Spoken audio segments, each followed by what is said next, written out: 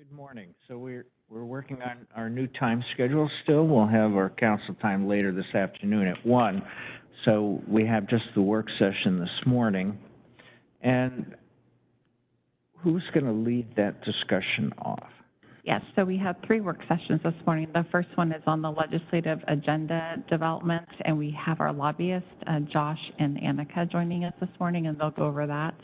And if I can, just really quick state for the record that we have 2 counselors who will not be joining this morning. Chair Bowerman will be out, that is excused, and Counselor Belcott, per the rules of procedure, is unexcused this morning. And I haven't spoken to her, but I know yesterday she had mentioned she had a field trip with her children at Busy Farms.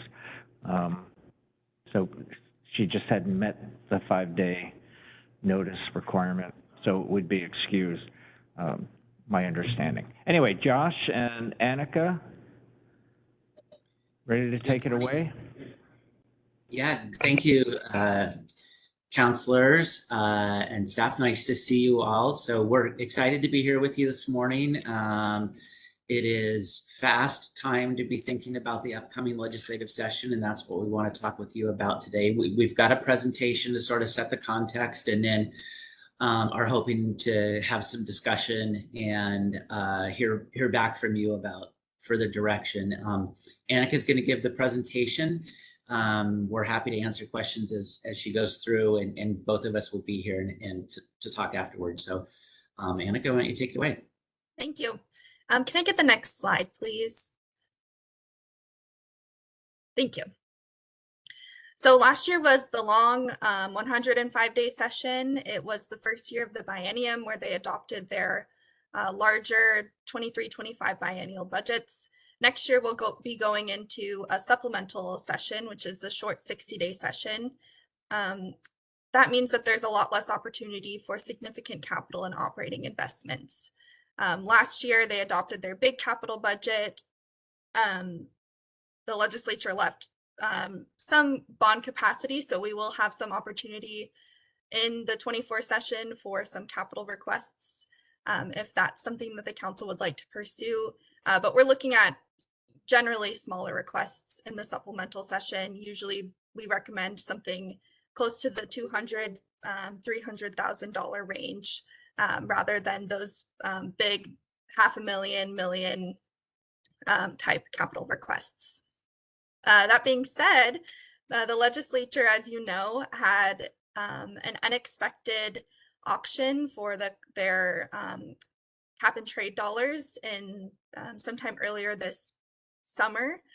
There is quite a significant amount of that cap and trade dollars coming through that will be blended through the operating budget, the capital budget, and transportation budget. There's a lot of nuance and detail with how that money is allocated out, but that does mean that there will be some opportunities both in the capital and operating budget for carbon reduction type projects or resiliency projects, which we can talk a little bit about later. I think we're all aware, sorry, can I go back? Thank you. The transportation budget continues to be a really sticky point for the legislature. Last year, we had an immense amount of focus on keeping our 179th Street project on track. That's a project that was funded through the 2015 Connecting Washington package that the legislature passed several years back. And since then, it feels like it's been a fight to keep just those commitments on track and fully funded for communities that were promised those dollars. That's going to continue. The state just still has declining gas tax revenues. And we've been hearing from the governor's office and from transportation budget leaders that they're just continuing to see cost overruns on those big projects that already have dollars allocated towards them. So not very much opportunity in the transportation budget next year. There's going to be some changes in legislative leadership, probably more than we usually see in a supplemental year. There's a new Senate operating budget lead. That's the person who writes the operating budgets in the Senate. Senator June Robinson has been selected by her caucus to fill that role after the longtime operating budget lead, Senator Rolfes, left and joined the Board of Kitsap County Commissioners. Before session ended last year, actually, we got two new leaders in the House Republican caucus. The House Republicans selected a new minority leader and deputy minority leader, both younger generation legislators, just reflecting some shifts in that caucus as a lot of new members have joined in the last several years, just changing directions in that caucus. Also unusual for a supplemental year, we're seeing a lot of impacts of the governor race that will be up in 2025. There's one member of the Senate who'll be running for governor, but we're also seeing 3 other members of the Senate who are running for other statewide offices. So next year is a big election year. We will be seeing some members of particularly the Senate focusing on things that they need to do to showcase their campaign and put themselves in an advantageous position for their statewide races. So something that we won't necessarily be impacted by, but you know, with our delegation and our members, but definitely something that will be changing the dynamic in the tenor of the legislature next year. Supplemental sessions are also generally when they are addressing unfinished business from the previous longer session. So any bill that was introduced but didn't pass last year will be eligible for reconsideration next year, plus any additional proposals that the legislature puts forward. Next slide, please. Could I ask a Yes. question? Yes. Is it I believe- possible, I can't remember what didn't pass that was on our priority list, but it would be good to get that list that didn't pass that were part of our priorities, just so to refresh our memories. Yeah, point well taken, Councilor Marshall. We do have that tracking list and it will carry over into next year. Some of the ones I can remember off the top of our head or top of my head is the railroad B&O tax credit bill that will be returning. I believe that there's going to be a push next year to try and get that across the finish line, although tax issues are pretty difficult to get complete in a supplemental session. But Josh and I will definitely take a look at our list and make sure we're sending that out before next session and get that all organized for you all. Thank you. I already mentioned this a little bit, but supplemental sessions are best for working on continuing priorities or working on emergent items. Emergent items generally encompasses projects. If the county has an emergency, a leak in a Capitol building, for example, we might want to put forward a request to make sure that that's addressed so the building doesn't shut down, things like that. The legislature doesn't really like to see large projects put forward in the supplemental session. Usually that's best for the longer biennial session. Just general guidelines for funding requests. The legislature likes to be the last dollar in. They want to make sure that the county has funding partners, that you're contributing your dollars to projects. The most successful budget requests also have buy-in from our delegation. And that really hasn't been a problem for us. Our delegation has been really supportive of the capital projects we've put forward in the last several years. They're actually asking for us to put forward more projects. And I think they would be interested in doing that this year as well. Projects require detailed information like pictures, maps, and project budget. Your staff was amazing giving us that information last year when we put forward our Klein Line Bridge project. We really appreciated working with them, and they definitely were able to provide the information that the legislature likes to look forward. But we just want to make sure we have a really well fleshed out project before we're asking for dollars, so we can make sure we're delivering on the commitments that we're getting state funding for. For policy items, if we are running our own bill, we want to think about whether the county has a unique story to tell.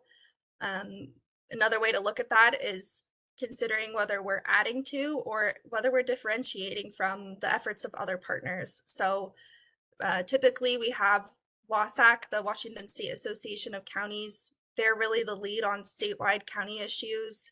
But if Clark County has a specific story that we need to tell that's different from other counties, this is a place where we really want to come in and testify in front of the legislature, maybe run our own policy proposal, so we can get Clark County's story specifically in front of members that wouldn't usually have contact with us or be aware of what's going on in Southwest Washington.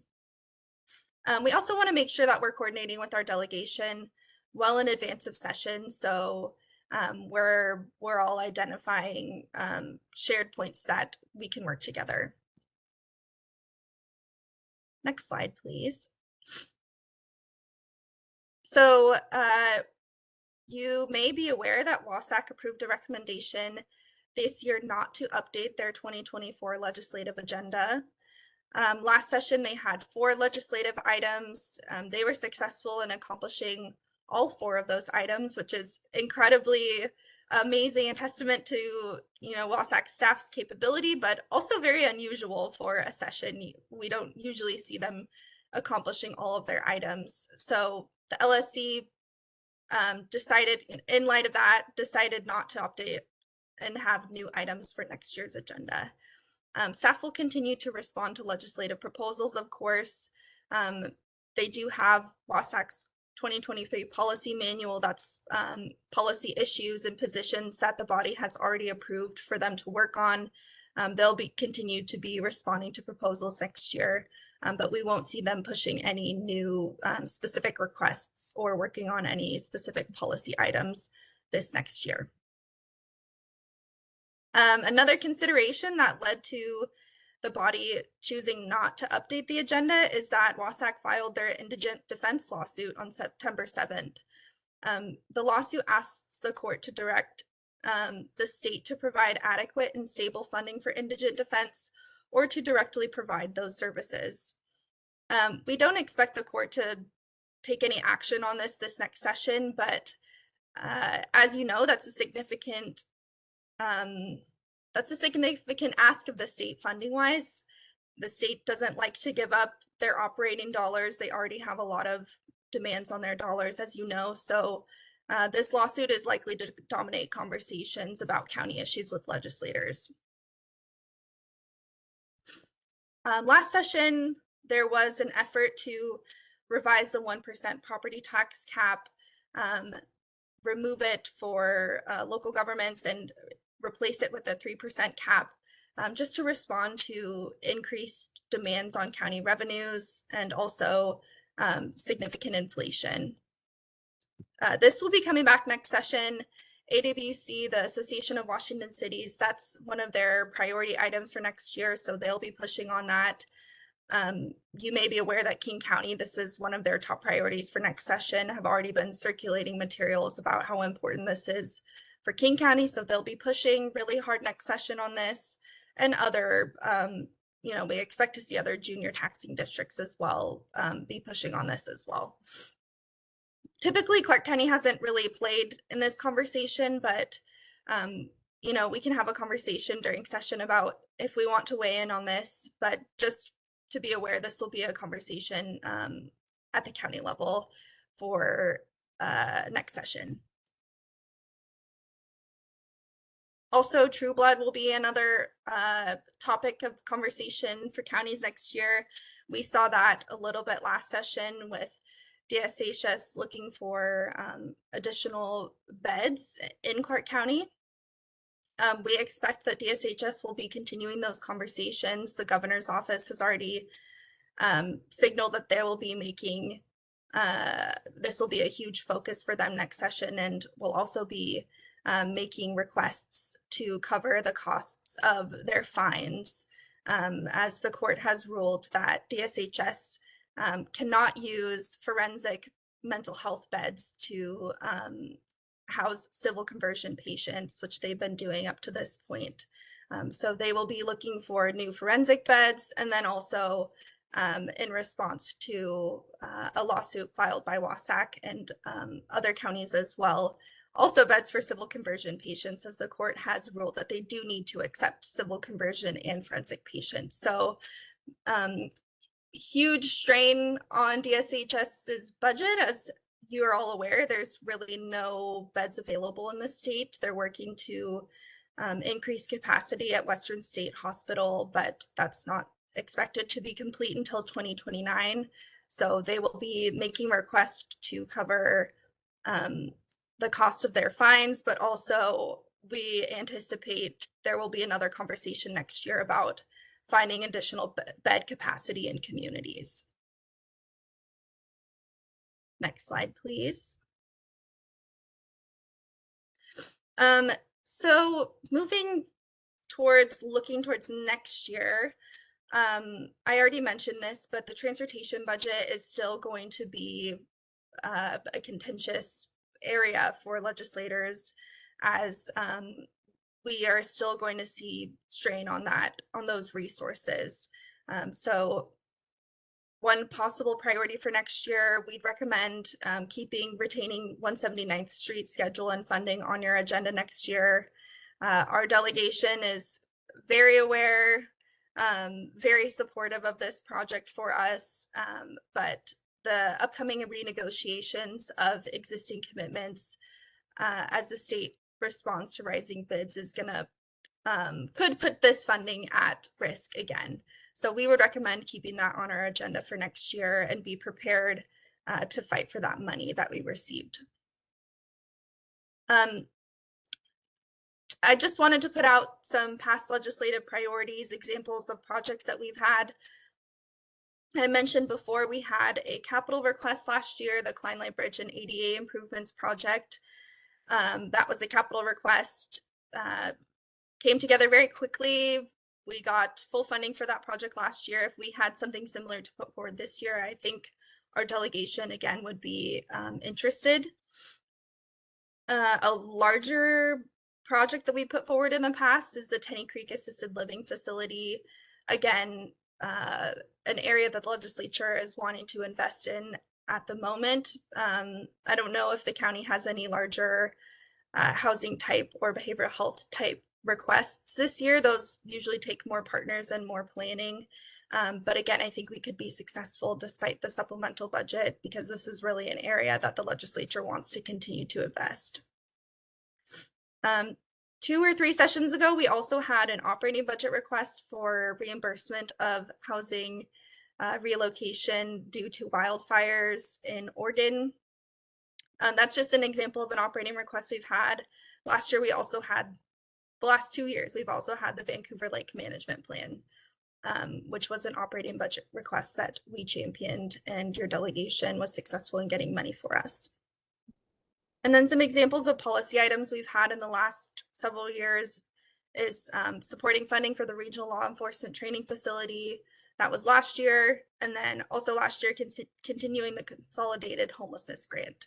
So hopefully this sparks some ideas for you guys as we enter into our conversation about what you want the county to champion next year and what you want us to be putting forward in the supplemental session. Next slide, please.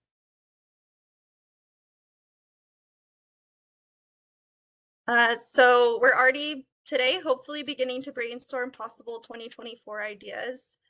We want to make sure we're drafting that legislative agenda in the next several months before we meet to finalize and adopt the agenda in December. We'd also like to meet with our delegation before January to discuss the 24 legislative agenda. And again, as I mentioned, talk about shared priorities and hopefully get their support if we're putting forward any projects. And Josh and I have been meeting with your delegation members throughout the interim. There is a strong interest, I think, in coordinating really closely with the county and doing a meeting before session. We've heard from your members that they would love to hear from you and love to have some contact before session. And also, again, next session, it would be, I think, well received if council members wanted to come down to, or come up to Olympia and come along with Josh and me and meet with our legislators as well. I think that's always well received. And then next session begins on January 8th.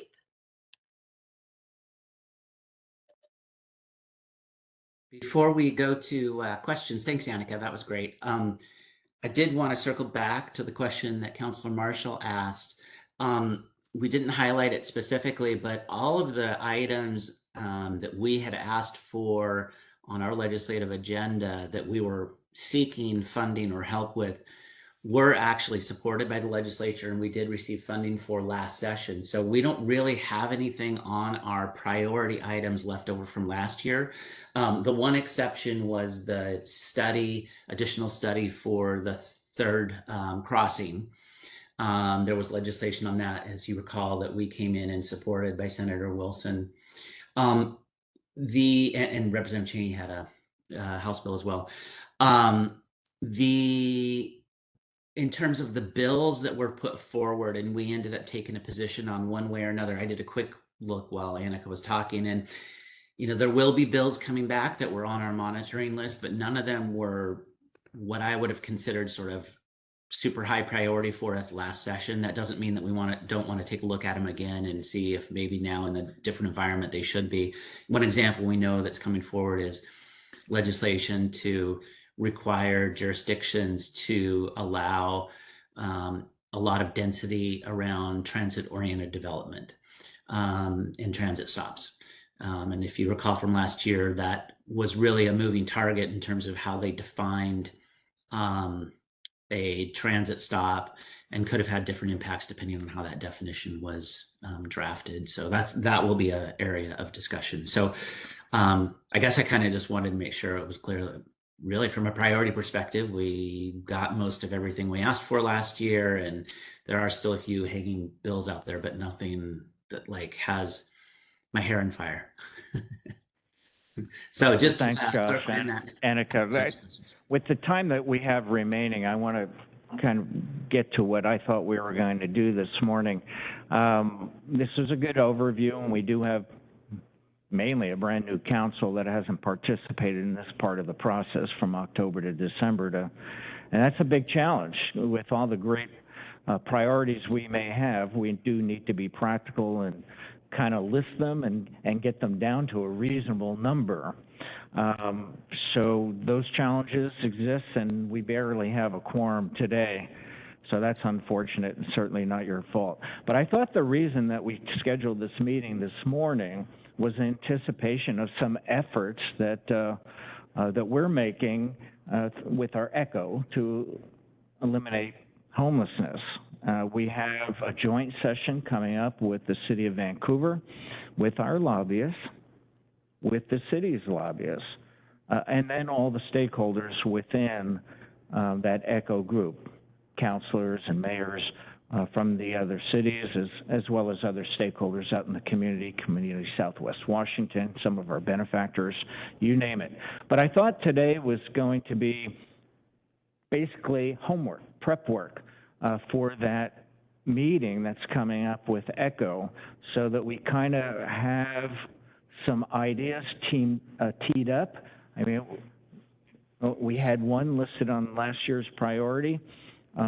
So I thought that's what we were going to do today, was really focus on any legislative asks or requests that we may have that we can discuss when we get together in this joint meeting with the other lobbyists.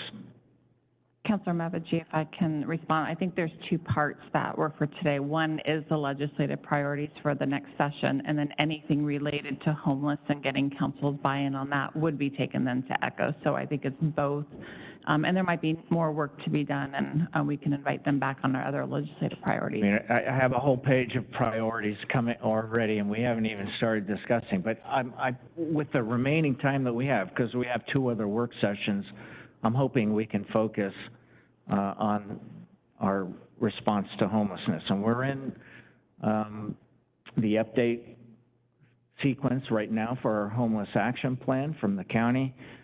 So the timing is good. Certainly we can spend the rest of the time just talking about priorities in general, but we do have this meeting coming up, and I thought this was kind of be our prep work for that upcoming meeting. Hey, maybe there's not a whole lot to discuss.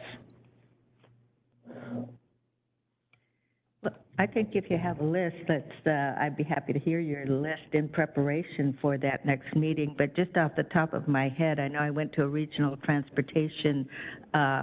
regional transportation meeting, and they have about 20 transportation priorities that they're rallying the region around. And when I get that electronically, I'm happy to share it with everyone. And, one thing that wasn't on our priority list was Lacamas Lake, and Lacamas Lake did manage, I think they get $500,000, so that might be something to, see if there's other needs related to Lacamas and Vancouver Lake.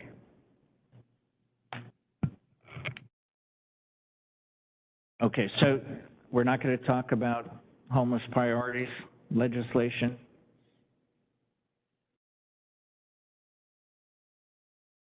I mean, I think. Okay, Are you looking for Josh, persons? Annika, what are you tracking? I mean, what avenues do we have? I mean, you had some bullets from last year's. Well, I mean, I think the question's directed to me. I think from our perspective today, we wanted to make sure that we were setting the context for future discussions. This is the beginning point, I would say, of our legislative agenda process. We do have the ECHO meeting on our calendar, and happy to help with that however we can. I think the main point from us today is that it's going to be a short session more than ever before. We need to be. Our recommendation is really to be focused and prioritized, and I think, as you said, Councilor Medvedji, realistic about what can get done in a short session. So we're happy. From our perspective, we see this as the start of the process. If this is all for today, that's fine. If you want to talk more about general priorities, that's fine with us too. We'll go wherever you want to. And if you want to talk more about homelessness, we're here at your service. All right, well, I just was meeting with Paul Harris the other day and trying to generate, as you know, we're trying to generate more of our regular contacts with our local legislative delegation. It is on your bullet list, and we do have a unique story to tell here and a lot of initiatives we have. So in part, in the conversation I had with him was basically just describing, kind of renewing what we used to do years ago with our local delegation. So this ECHO meeting, I don't know that we've specifically talked about it, but our delegation should be invited. They can lurk, they can zoom in if they wish. I think that would be a positive and early step to bring them on board during the discussion. So that's one point. Can you go back a few slides and pull up our last year's legislative? Okay, and it may have been the slide before that.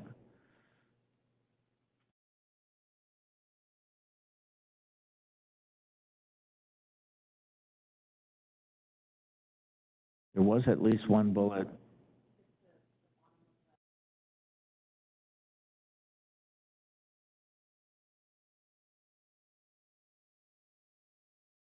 There you go. Consolidated Homeless Grant. So that's one. I don't know where we're at on that.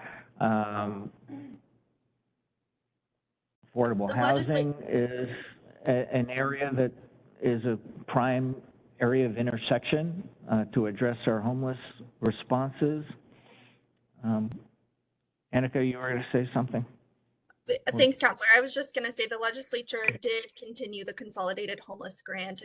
I don't remember off the top of my head what the name is, but last session they did make that ongoing funding. Originally, it was funded out of COVID relief dollars, but now there's ongoing source for that. So I think we can count that one checked off our list for now, and I don't see that being a target for any spending reductions. It's incredibly important for many communities and the legislature as a whole. Okay, so if there isn't any active discussion on this topic, what I would ask you, or both of you, to keep your eye open for opportunities that will help us with our homeless action plan and things that we may want to discuss with ECHO. So between now and then, if you can put your ears to the wall and see what's being considered by either party up in Olympia, that would be great. Glenn, you had some input? Yes, I was just going to say that I would appreciate a little bit more time to kind of consider this, because I think you're right. I mean, we do need to have this, you know, this broad discussion, but I'm not prepared today for that. That's why I'm quiet, is I'm not prepared for that. I wasn't expecting this kind of conversation, but I do appreciate that and would like to have it. Okay, so again, I think there is just a disconnect here. When is our ECHO meeting in November? Is it the 5th? What's the date? I'm just wondering if there's an intervening time when we could all come together with ideas to have this discussion. November 14th. 14th? Okay. So anyway, I was just hoping to be, as a council, more prepared when we meet with the city council to have our own list. So For next steps, Councilor Mevigi, would you like another work session to talk about only the homeless piece? We do need to also talk about legislative priorities outside of homeless as well, to make sure that. So that's what I would ask, and then we can, however much time we have today, I'll just go through my hit list of some of the things that in general, beyond the homeless issue. Just real quick before you start your comments, I just want to say I'm supportive of that workshop. I don't know if Sue Marshall would weigh in on that. And just be clear again, the second one is only on homeless, or will we have two parts to it, which is homeless and other legislative priorities? Because we may still have more priorities on legislative, so I don't want to cut that discussion short. I think we need just a time to talk in preparation for this. I mean, this is kind of an unusual event, meeting with other lobbyists, meeting with another city. We're starting to do that, at least hopefully, more often. We've got something coming up with Ridgefield too in a different area. I would like to just be well prepared, even if it's only a 15-minute meeting, as long as we have some unanimity amongst the council, and hopefully we'll get the whole council back to have that discussion. I'm seeing positive head nods to focus on that. All right, so just some general comments then. You know, we have a lot of initiatives here that intersect with some of the bullets that you've put up there, with things that are ongoing with our legislature. You know, we're rebuilding, enlarging all of our services, reentry services at our jail. It's a huge need, and in prior legislative sessions, you know, the legislature's dealt with the issues, especially for those smaller counties that have regional jails. You know, the state really needs to step up a little bit more in providing those services. We're creating a public defender's office, public defense, unrepresented litigants. It's a huge need in this state. Intersects with some other discussions, but right now, I mean, that's our unique story. We are creating at a whole cloth a public defender's office. We really could seek some help from the state in that endeavor. And I just want to, related to that, you know, unrepresented litigants, I know as a judge, we talked about that all the time. And those local state bars sometimes takes that on. Some states require a certain number of pro bono hours every year from every lawyer. I mean, that's something that can be done at little cost. Of course, there's a cost to the lawyers, but I don't know if that's ripe for some legislation, but there's a lot of need with our public defense and unrepresented litigants. In the past, we've talked about the PA's office and the relationship. Most counties in the United States have their own dedicated counsel. The setup that we have in Washington State, I know it's been addressed before, but never come out of committee, is an anachronism. It doesn't allow for a normal attorney-client relationship. It's rife with conflicts of interest, and I don't know if there's other counties, I know it's come up from time to time in other counties and actually been litigated, where they wanted to hire their own lawyers. You know, most counties in America have a county counselor office that's hired, fired, promoted, and is dedicated just to the county government, not to all entities related to the county government, just to the council. So that's an initiative. We are unique as a county in that we're really trying to clean up our lakes and our watersheds. That $500 earmark that Councilor Marshall just mentioned for Camas, that's not going to go very far. From what we're hearing already, we're looking at $250,000 per year just on chemical treatments, and that's not even what we're looking at yet with our watershed. We're waiting on the ecologies and results on what we need to do. You know, we have 80% of the watershed going into Lacamas Lake. There's got to be huge costs involved. Corps of Engineers may be involved there because there is a dam. But Lake Vancouver, same thing. And we're going to be addressing the watershed. We have to address the watershed in order to clean up the lakes. And these are pristine, water's precious. So we're going to have need of every state agency, from Fish and Wildlife to Ecology to DNR. Hopefully the federal government will step in with the Corps of Engineers on the Flushing Channel, Lake Vancouver. But anyway, and I know we already have pretty good support from our legislative delegation. But we need to have those conversations and come up with specific provisos, especially as our Clean Water Division comes up and can kind of put a cost to what we need to do in our watersheds. Broadband's coming up. I mean, we're going to see that turnaround in December. Those, you know, we're going to start looking towards those grants. Clark County needs its fair share, and so we need to discuss that. It's been a very friction-prone, bureaucratic, hyper-bureaucratic process, and pretty much all the counties have been working together to try to figure this out, together with Commerce and Washington State University Extension that was acting on behalf of Commerce. But that's going to come to fruition this legislative session, and we really need to push forward to make sure we get our fair share of that, what I think is $1.2 billion coming from federal commerce. You know, we briefly mentioned the homeless, so I'm not going to touch on that now. We need to get back to that. I think that's kind of my list here. Oh, one other area, and you did have the bullet, and I think we just joined the lawsuit on restoration services and how they're failing in Washington State. And most of what, it's a challenge in most states. And I will tell you, as a judge, I used to, the very few contempt I used to issue was against our sheriff and against our counterpart to the state mental health hospitals for not providing beds and not transporting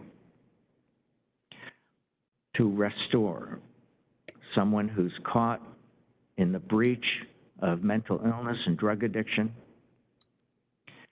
and are pending criminal charges, and the criminal charges can't proceed. Those folks are languishing without care, without their criminal proceeding able to proceed. I've seen such gross violations of that in my career. I mean, it's a human rights violation. You know, they're not in a hospital, they're not receiving care, and that gets back to building our own health care within our jail, our drug treatment within our jail, and our mental health capacity within our jail. Because also in my experience, I've seen that if we could detox people, they were restored pretty quickly for a large group. And medical detox, medical supervised detox is a huge plus. A lot of addicts, not only do they have the quest to be high, but they also have the fear of coming down and being in agony. We have a lot of experience with that, with heroin and all the opioids.